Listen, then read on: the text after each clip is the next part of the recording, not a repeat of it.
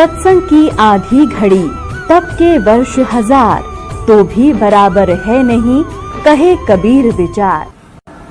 तो यहाँ आपसे प्रार्थना की जाती है, जब तक सत्संग चले आप सब चिंताएं और इधर उधर की गल्ला बातें छोड़ के ध्यान से सत्संग सुनो।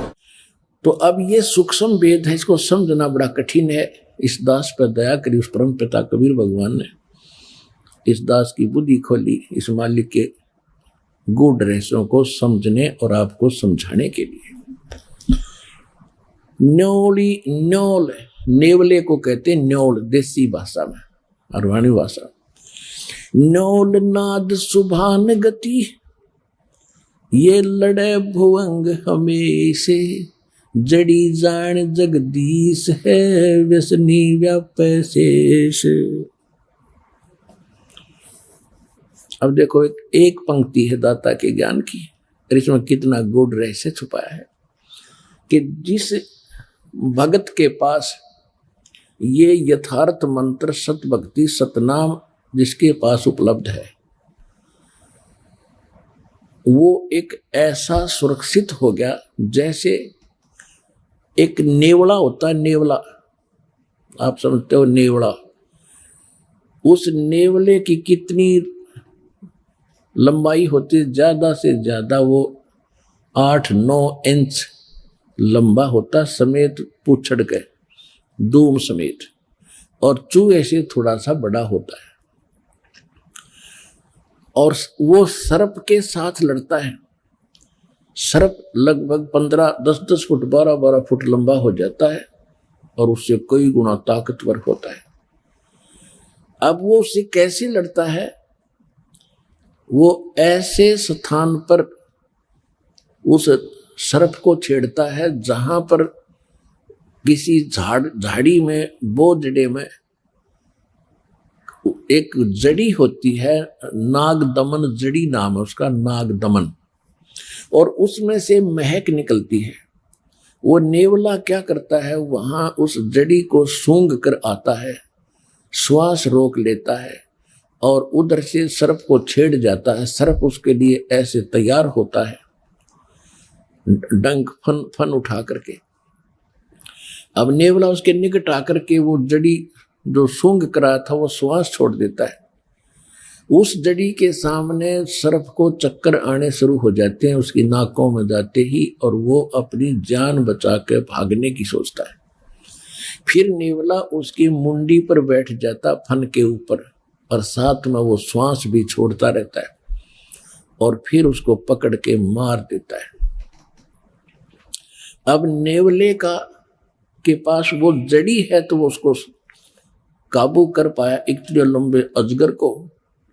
इसी प्रकार ये काल जो है एक सर्प है और जीव एक नेवले जैसा वो छोटा प्राणी है। इसकी ताकत के सामने जिसके पास ये सतनाम रूपी जड़ी है, नागदमन, वो फिर इस काल पर विजय पालेगा।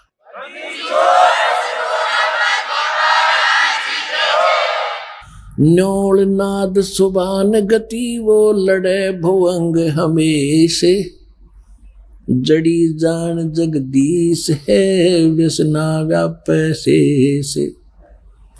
कि सतनाम जो नाद है, सतनाम का जो मंत्र है, ये भगवान की शक्ति, जगदीश की शक्ति है। इसकी जिसके पास इसका ये जड़ी है, उसके ऊपर काल रूपी अजगर का कोई प्रभाव नहीं पड़ेगा। किस पे? हंस गवन करते नहीं, मान सरोवर छाड़े, और कव्वे उड़ उड़ जाते हैं, ये खाते मसाहाड़े। हंस दशा तो साधु है, ये सरोवर है सत्संग, मुक्ता हलबाणी चुगे फिर चढ़त नवेला रंग। दरस परस नहीं अंतरा, रोमी वस्त्र बीच, पारस लोहा एक डिग वही पलटे नहीं अभीच।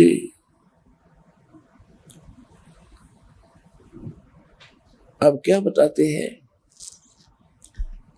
कि हंस गमन करते नहीं मान सरोवर छाड़, और कौवे उड़ उड़ जाते हैं वो खाते मांसाहार। हंस किसे कहते हैं? हंस एक पक्षी है जो बुगले जैसा होता है। बुगले में और हंस में डिफरेंस देखने के लिए ये बताया जाता है कि हंस, एक ही सरोवर में हंस भी होते हैं, बुगले भी होते हैं। बुगले खाते हैं मछलियां या कीड़े मकोड़े, हंस नहीं खाएगा, हंस केवल मोती खाता है। दूसरे हंस में एक और गुण दिया है परमात्मा ने कि एक गिलास दूध में एक गिलास पानी डाल दीजिए और हंस के सामने रख दो। हंस में ऐसी ताकत शक्ति दी है कि वो दूध को पी लेगा, एक गिलास पानी उससे छोड़ देगा। वैसे दूध से पानी अलग होना बड़ा असंभव है और उसमें वो ताकत है। तो इसी प्रकार जो भक्त हैं, जिन्होंने दूध और पानी छान लिया, जिन्होंने कीड़े मकोड़े खाने छोड़ दिए, यानी बीड़ी शराब मांस तम्बाकू ये बकवाद थी ये त्याग दी, वो हंस जैसी वृत्ति के सूचे भगत बन गए। अब कहते हैं कि हंस गमन करते नहीं मान सरोवर छाड़, और कौवे उड़ उड़ जाते हैं जो खाते मांसाहार। यानी जो हंस है वो सत्संग को नहीं छोड़ सकते। जो कौवे जैसी वृत्ति के व्यक्ति हैं, जिन्होंने बकवाद छूटती नहीं, वो सत्संग छोड़कर बकवादें करते रहते हैं। हंस दशा तो साध है और सरोवर है सत्संगे, मुक्ता हलवाणी चुग ये चढ़त नवेला रंगे। अब उन हंसों के लिए ये सत्संग रूपी सरोवर है, और ये साधु आत्मा ये है हंस। हंस दशा तो साध है और सरोवर है सत्संग, और यहाँ ये परमात्मा की अमृतवाणी रूपी मोती खा रहे हैं। और फिर चढ़े नवेला रंग, दूना अच्छा भाव बनता चला जाएगा। जो सत्संग में आए जाएंगे डटे रहेंगे।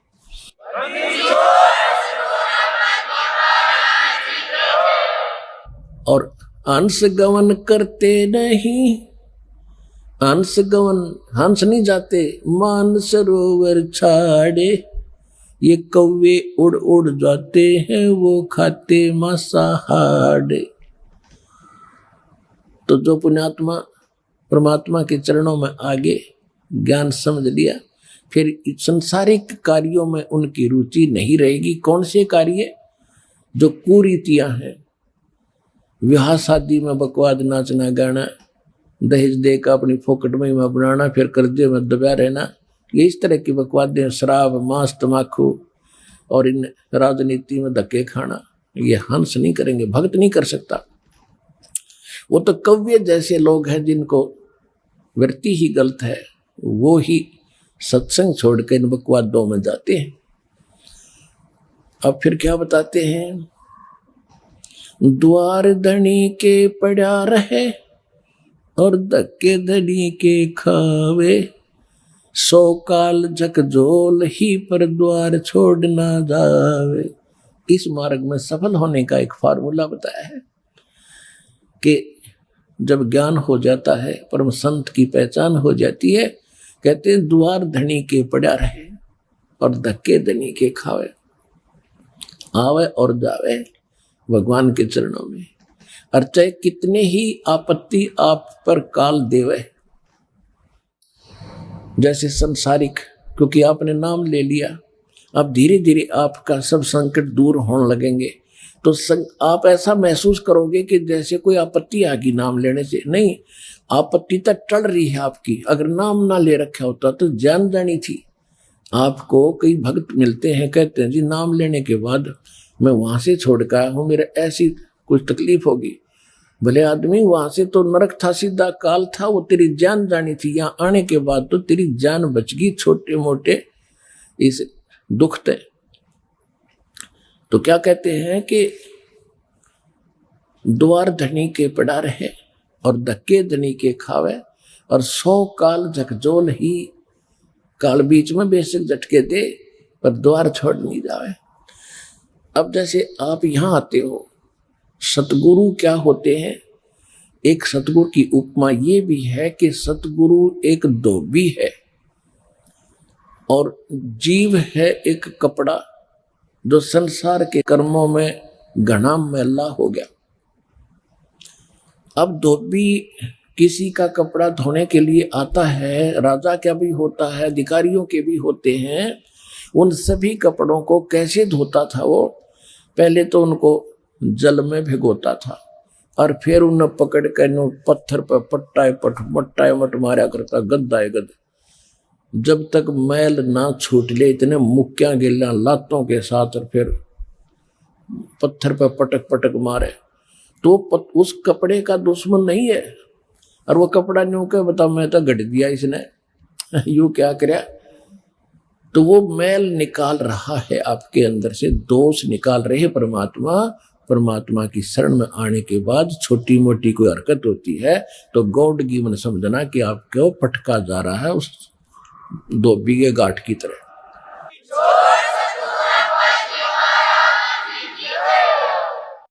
दर्श परस नहीं अंतरा, ये रोमी वस्त्र बीचे, पारस लोहा एक डिग, ये पलटे नहीं अभीचे। अब देखो फिर एक और बात बताई है, कितना गहरा ज्ञान है पुण्यात्माओं।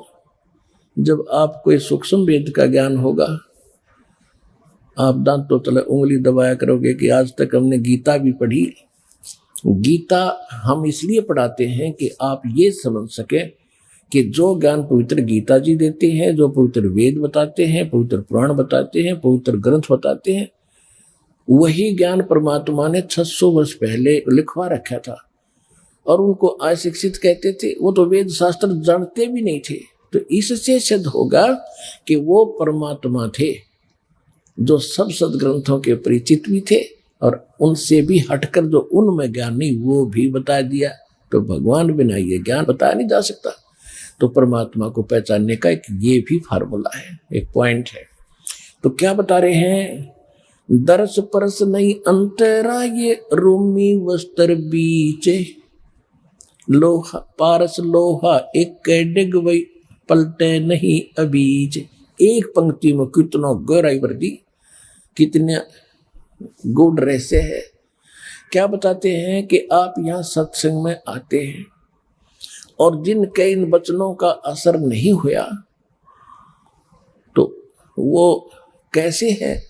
चंदन बन में रंग ला दे, एक बांस बिटम्बी नासी जय, कोट वर्ष करो संगत संतों की, कोट वर्ष करो संगत संत की, पत्थर का जल में क्या भीजे, एक चंदन बन में रंग ला दे, पर बांस बिटम्बी नासी जय।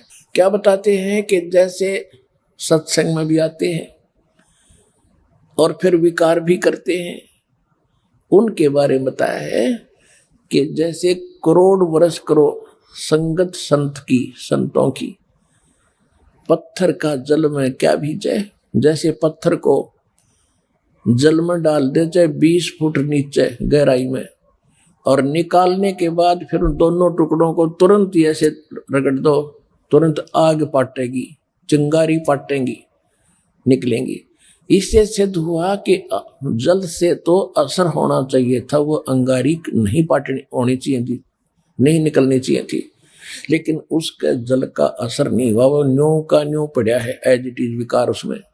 इसी प्रकार जो सत्संग में आते हैं उनको कहते हैं करोड़ वर्ष करो संगत संतों की, और पत्थर का जल में क्या भीजे, क्या भीगे, और चंदन बन में रंग ला दे, एक बांस बिटम्बी ना सिजे। ये सूक्ष्म वेद की वाणी है, गरीबदास साहिब जी की वाणी है।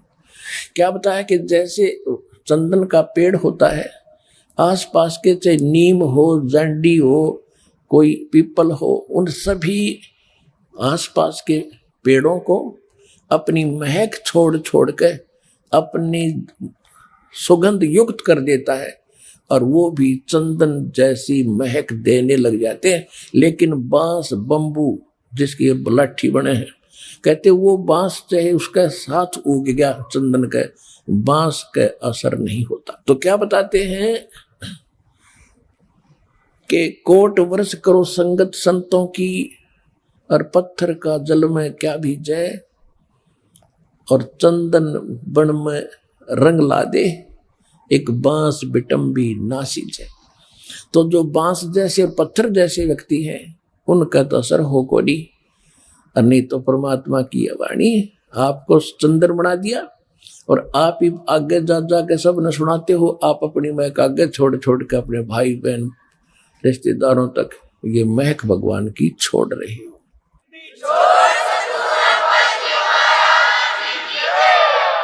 अब क्या बताते हैं कि यहां आते भी हैं और सही ढंग से लगते नहीं। उसके विषय में बताया कि दरस परस नहीं अंतरा और रूमी वस्त्र बीच।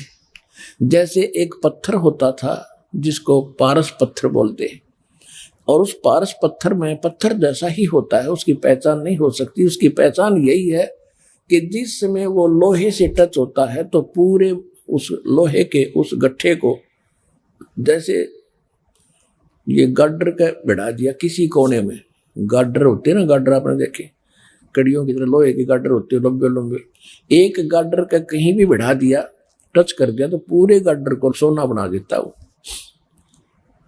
अब क्या कहते हैं कि उस पारस पत्थर और लोहे के बीच में कतीनों साथ साथ रखे हों और उनके बीच में इतना अंतर हो जैसे पहले एक रोम से बनकर कपड़ा आता था बहुत पतला। अब क्या कहते हैं कि यदि पत्थर को, उस पारस को और लोहे को बिल्कुल निकट रखा हुआ है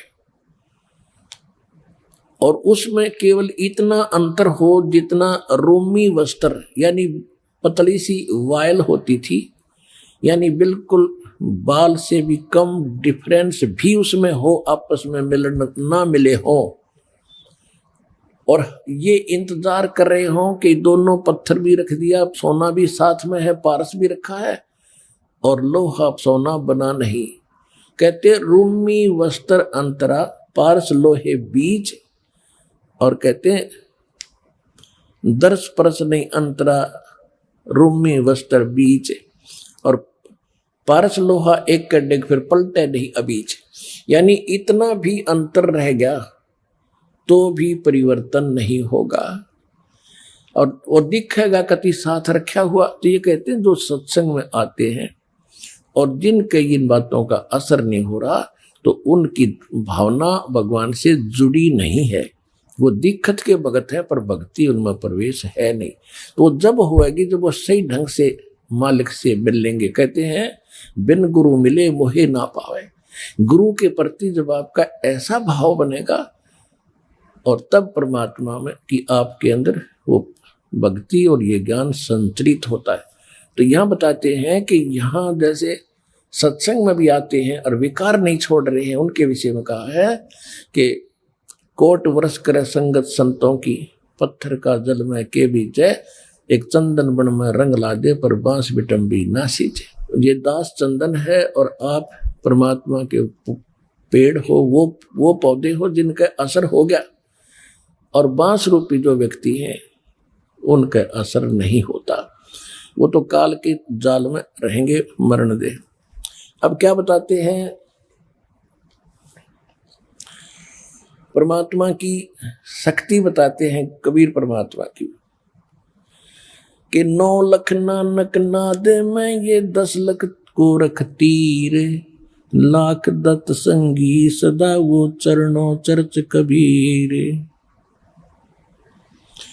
9 लख नानक नाद में ये 10 लख गोरख पास, अनंत संत पद में मिले ये कोट तेरे रविदास।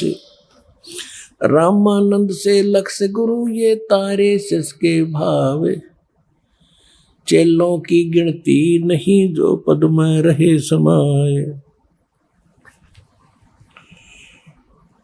अब क्या बताते हैं कि कबीर परमात्मा वो समर्थ परमात्मा है, परम अक्षर ब्रह्म है, और परम अक्षर ब्रह्म की जानकारी सतगुरु ही देते हैं। वो कितने समर्थ हैं कि 9 लख नानक नाद में आदरणीय नानक साहेब जैसे महापुरुष, अच्छी आत्माएं, उनके नाद माने वचन के बच्चे हो लिए बहुत गणे दीक्षित हुए। वो भी पार करे 9 लख नानक नाद में और 10 लख गोरख तीर और लाख दत्त संगी सदा चरणों चर्च कबीर। गोरखनाथ जी को बहुत बड़ा सिद्ध माना जाता था। गोरखनाथ जी को सिद्धों में सबसे ताकतवर सिद्धि वाला माना जाता रहा है।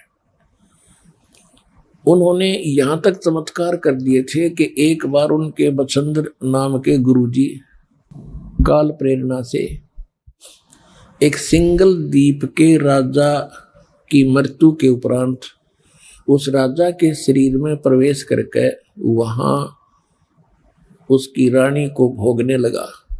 उससे 2 पुत्र हो गए।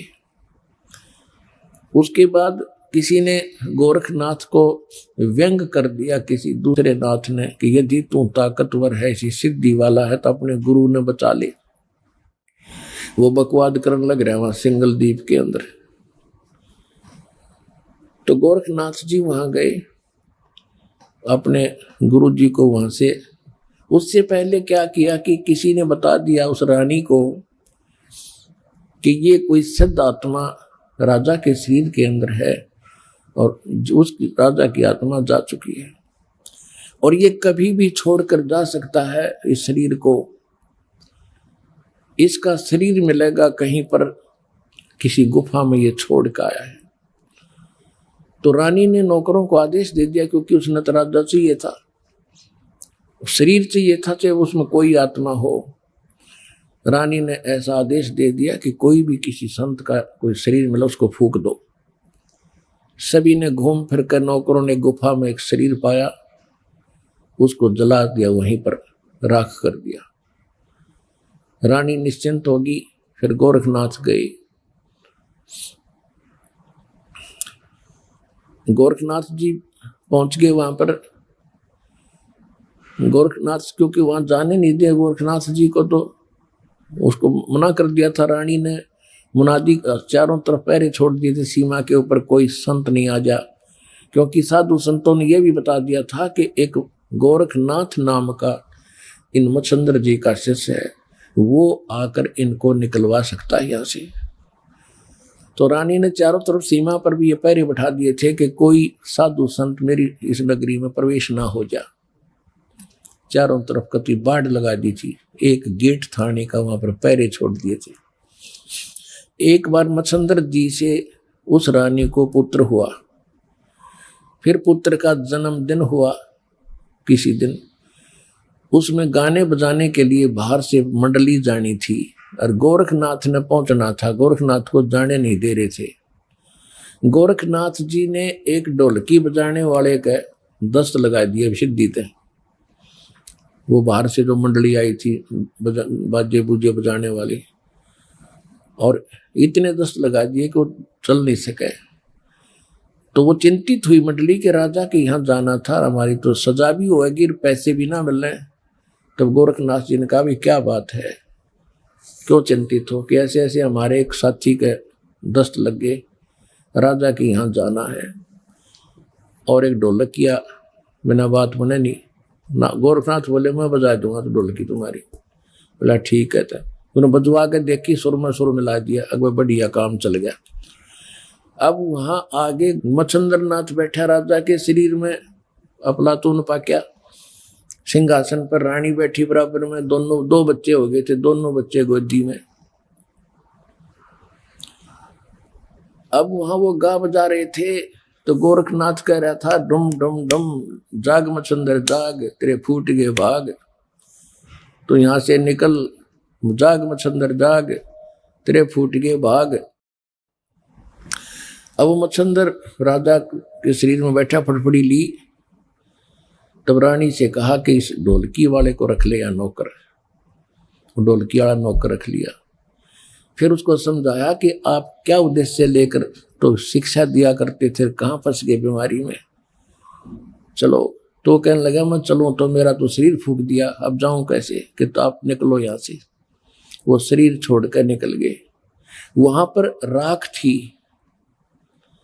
उस राख के अंदर ये अस्थि बची हुई थी, अस्थि जिनको ये मरने के उपरांत किधर डाल कागरा गंगा वंगा में छोटी मोटी बच रही थी, उनको इकट्ठी करके अपनी शक्ति से गोरखनाथ ने मच्छंदर जी का शरीर बना दिया पूरा उसी एज का, और उसको प्रवेश कर दिया। अब फिर क्या था, अब देखो पुण्यात्माओं, ये है खेल। हम यहाँ फंसे रहे, हम यहाँ अड़गी बुद्धि के इतना महापुरुष, और देखो मुर्दे को भी जीवित कर दिया, शरीर भी नहीं था फिर भी शरीर बना दिया। ये जन्म जैसे अब ये चल रहा है ना, आपका प्राइम टाइम है ये, इसमें जो भक्ति करके पार ना हुए ना, इनमें इतनी गजब की भक्ति संचित हो जाएगी और इन्हीं से सिद्धियां आती हैं। इसी भक्ति को अगर आप खराब करने लग जाओगे ना कुछ दिनों में, बिना ज्ञान के, किसी का झाड़ा लान लग गया वो ठीक हो जाएगा, और कोई किसी को आशीर्वाद दोगे वो फल लग जाएगा, आपका पंचर हो जाएगा। तो ये इतनी भक्ति इकट्ठी कर लेते हैं ये साधु संत इस समय में, अब जो चल रहा है, और ये पार हो नहीं पाते, ये फिर काल का फंस जाते, और यही फिर आगे प्रसिद्ध होते रहते। फिर क्या होता है कि गोरखनाथ पिछले जन्म से सिद्धि युक्त था ऐसे। अब हम ये सोचते हैं वो ऐसा महापुरुष हो तेरे की, ये तो भगवान ने है, इस ताकतवर और कौन होगा। अब उधर से जब मच्छंदर वो चला था, क्या नाम है, राजा निकल के वहां से, तो राजा ने क्या किया, एक थैले में सोने का असरफी डाल ली गणिए, आगे काम आऊंगे अपने भंडारा में। अब जब वो मच्छंदर का शरीर बना दिया, राजा का शरीर वहां छोड़ दिया, फिर वो झोला ठा के चला मच्छंदर, क्योंकि आत्मा तो वही थी जो सारी क्रिया कर, और उस थैले में के थी वो सोने की असरफी। तो आगे कुएं पर पानी पीने लगे, तो मच्छंदर ने कहा कि ले गोरख संभाल कर रखिए इसको, इसमें बड़ी कीमती वस्तु है और सोने की असरफी है, 1 किलो पक्का ले रहा, 2 किलो पक्का, और संभाल के रख। जब पानी पीने लगे गोरखनाथ ने वो थैला कुएं में उलट दिया, वो सारी असरफी सोने की कुएं में डाल दी, और मच्छंदर उस पर लाल हो रहा, निकम्मे तने क्या कर दिया, मूर्ख कहीं का, तेने अकल नहीं है। गोरखनाथ बोले गुरुदेव आप तो कति राज ऋषि बन गए, ब्रह्म ऋषि नहीं रहे। वहीं पर एक पहाड़ी थी छोटी सी, अपने मंत्र से उस पहाड़ी को सोना बना दिया गोरखनाथ ने। अब मच्छंदर को कहा कि ले गुरुदेव इन ठाले जितने डले चाहिए तेरे को। अपने आत्मा दास आपको कहाँ लाना चाहता है। यहाँ एक पंक्ति है कि 9 लख नानक नाद में और 10 लख गोरख तीरे, लाख दत्त संगी सदा वो चरणों चर्च कबीरे। कि हमारे कबीर साहब कितने शक्तिशाली हैं, उनमें कितनी ताकत है।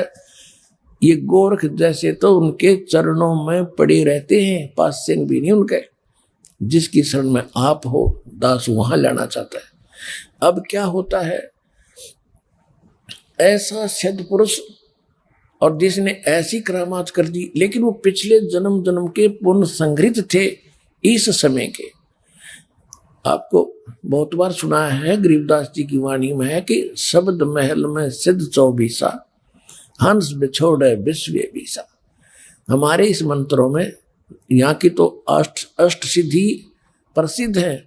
हमारे ये इस मंत्र से, साधना से 24 सिद्धियां आ जाएंगी आप में, पर इनको प्रयोग ना करना।